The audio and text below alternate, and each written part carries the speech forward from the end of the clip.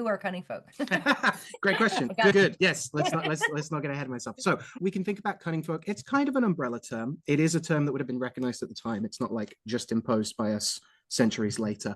You can think about them as the local practitioners, folk healers, diviners, spirit workers, service magicians that are found like throughout Europe in various contexts. I think one of the useful ways we can look at it is they were service magicians, meaning they were doing professional work for their communities. Most of them weren't only doing that. They usually had a side hustle or the cunning was their side hustle. And you get them from a whole swathe of working class and like what we now call like middle class kind of backgrounds. So you've got like teachers, tailors are exceptionally popular. In England, they're often known as wise men or wise women, but they're also called wizards sometimes, or even conjurers. So they go by a variety of titles, especially as we get more regionally specific, the Pellers of Cornwall and things like that.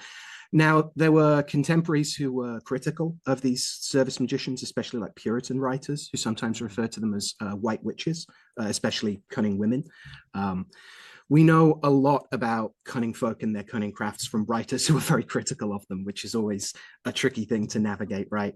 For a range of reasons, from like church authorities to also a bunch of like very, very straight-laced medical professionals who didn't like them encroaching on their client base because they also did a bunch of folk healing.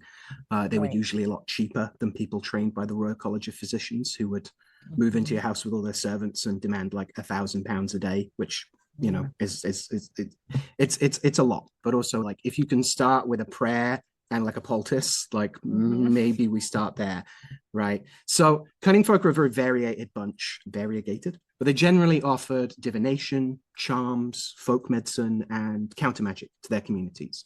Frank Clarson and Sharon Hubbs Wright, both historians of them, describe cunning folk as like everyday magicians, which I really like, being magicians that responded to common concerns, and that this is about, you know, everyday magic implying a set of practices that are actually situated in the everyday world where we live and lose things and have to go to job interviews and like navigate relationships and things like that.